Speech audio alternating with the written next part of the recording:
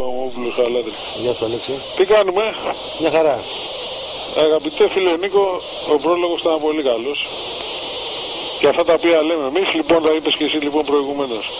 Θα πάει λοιπόν ο Ματζουράκης και να κατεβάσει την άμυνα του Ολυμπιακού τον Πατζατζόγλου, τον Φατζά και τον Κόντι. Έχουν να πάξουνε τις αλεπούς στον Τάραγο. Καλά, είναι δυνατόν τώρα ένα παιδάκι ονόματι Κόντις και ένα άλλο παιδάκι ονόματι Πατζατζόγλου, ο Πατζατζόγλου να παίξουν μέσα στη Βαλένθια, μέσα στους λύκους, μέσα στον τάφο των λύκων. Τι να σου πω.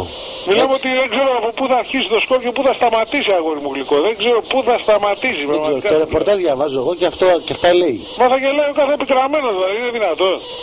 Εδώ αυτοί λέγανε και κλεγόντουσαν, να σου πω, δεν είχαν άμυνα, κουκουτιά στραβά, είχαν και 3-4 παίκτες, ας το πούμε, άλλες εποχές. Και τώρα με τα σαπάκια πίσω στην άμυνα.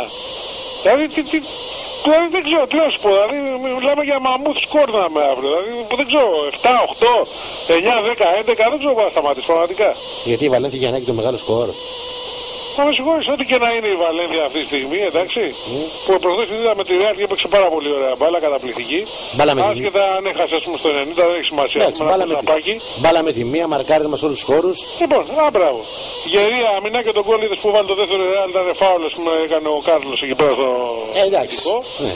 Λοιπόν, τέλος πάντων, όταν παίζεις λοιπόν μέσα στη Ρεάλ και παίρνεις έστω την ισοπαλία ή χάνεις, ας πούμε, στο τελευταίο λεπτό, αυτό λέει πολλά, έτσι δεν είναι? Σαφώς. Λοιπόν, και μέσα λοιπόν στην έδρα σου λοιπόν αυτή τη στιγμή, που αυτή είναι πεινασμένη, ξέρεις τι σημαίνει τώρα εκεί πέρα, πρώτο παιχνίδι Champions League, μέσα στην έδρα σου κοιτάς να ρίξεις περισσότερα. Ο περσινός φιναλίστης κιόλας. Μπράβο, και παίζεις λοιπόν, γιατί εδώ μιλάμε τεκμηριωμένα, αγόρι μου γλυκό, δεν μιλάμε αυτή τη στιγμή τώρα να πάρουν τα σαπάκια μετά και να ζουν ευλαγίες. Λοιπόν, όταν λοιπόν ο Ολυμπιακός, ο Ματζουράκης, τέλος πάντων, ο Ματζουρίδης όπως τον είπαν οι Ιταλοί, δεν το λέω εγώ, το λένε οι Ιταλοί, έτσι δεν είναι? Είναι έτσι? Ναι, έτσι είναι. Ματζουρίδη το λέγανε. Δεν έχει κατεβάσει, Νίκο, σε έναν αγώνα φιλικό την ίδια ομάδα. Όχι άμυνα, την ίδια ομάδα γενικά. Άλλα, Τζάρτζι και Λολάς και άντε ό,τι κάτσει. Να εξηγήσουμε γιατί τον είπαν Ματζουρίδη. Ναι. Γιατί δεν πήγε στην έδειξη τύπου, λέει, με τον Λίπη. Ναι, είναι μεγάλος ο Ματζουρίδης και δεν μπορεί να πάει στο. Οπότε του άλλαξαν το όνομα για να τον τζατίσουν. Μπράβο. Λοιπόν. Εφόσον δεν έχει κατεβάσει λοιπόν κανένα παίχτη λοιπόν τον ίδιο, ακόμα δεν υπάρχει συνοχή, δεν υπάρχει τίποτα, τουλάχιστον θα μπορούσε με τους 7-8 αγώνες που έχουν δώσει κάτι να κάνει, πάει και μου κατεβάζει σε ένα δύσκολο αγώνα που δηλαδή εκεί πέρα σε κανονικές συνθήκες προς 4, ας το πούμε εκεί μέσα, και μου κατεβάζει τα σαπάκια τον Πατζατζόγλου, τον Πατζά λοιπόν στο τέλος, και κατεβάζει λοιπόν και τον άλλο τον Καραγκιόζη. Πρώτος επίσημος αγώνας, έτσι. Πρώτος επίσημος αγώνας. Μπράβο. Παίζουν δύο καινούριες μεταγραφές, δηλαδή αλλάζουν το 50% της άμυνας του Ολυμπιακού. Να δω πώς θα συνδυαστούν όλοι αυτοί. Λοιπόν, έχει να γίνει, μιλάμε, τι να σου πω, δεν ξέρω φίλε πού θα σταματήσει το Κοντεράκι πραγματικά, Πού θα σταματήσει το Κοντεράκι, δεν ξέρω να πω. Εσύ τι υπολογίζεις, πόσα γκολ θα πάρξουν αύριο, για πες μου. Δεν μιλάμε τώρα για 3 και 4, 3 και 4 είναι λίγα, από εκεί και πάνω παίζουν πόσο. Κοίταξε, αν θυμηθείς ότι στο παιχνίδι με τη Juventus στο Champions League που έπαιζαν πρόπερση. Ναι. Η Juventus είχε χάσει 10 γκολ, ας πούμε, το σκορ ήταν 2-0 και τελικά κέρδισε πέναλτι και ο Αλεξανδρός το χτύπησε ο Νιάδης και έληξε 2-1. Με το σαπάκι στο 90 το πέναλτι. Άλλο το σκορ, άλλο η μορφή του αγώνα.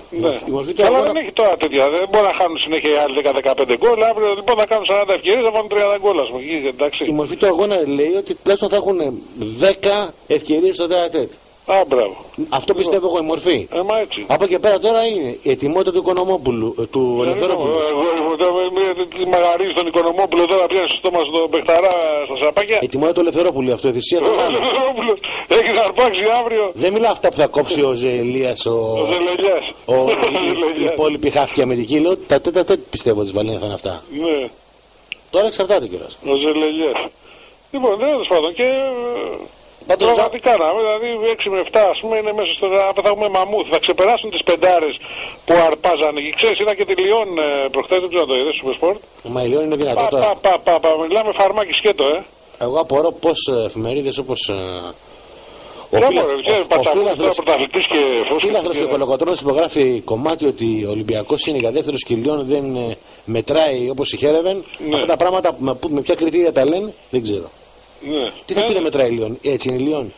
Η Λιόν μιλάμε φίλε να πει να τους ξεβρακώσει και αυτούς να. Μιλάμε. Να είναι δυνατόν, τέλος πάντων. Λοιπόν, τέλος πάντων, γιατί εδώ σου είπα, μιλάμε τεκμηριωμένα και δεν υπάρχει θέμα, ας πούμε, να είναι λάθος τα πράγματα, έτσι είναι. Λοιπόν, υποθετικά μιλάμε. Υποθετικά μιλάμε. Υποθετικά, το μεταξύ, εκεί που θα γελάσει λοιπόν ο κάθε επικράμενος, ακούς, είναι ότι εφόσον θα υπάρξουν αύριο τα 7 γκολάκια τα 8, μετά ξέρεις με τι ψυχολογία θα έρθουν εδώ να παίξουν, γιατί θα κάνουν και μια ήττα εδώ μέσα και μετά τερματά δίδρακα. Δεν υπάρχει μετά περίπτωση να έχεις, ας πούμε, δηλαδή συνέχεια, καταλάβεις τι γίνεται. Μια ήττα από τη Βαλένθια πάλι. Μια ήττα πάλι του Βαλένθια. Σε Βαλένθια. Εδώ μέσα που θα παίξουν, ακόμα και από εκείνους τους κουλούς που θα παίξουν τη Χέρμπλης, που λέγεται τη Φόσκησε να πούμε. Τη Χέρεβεν. Ακόμα και από αυτού θα χάσουν να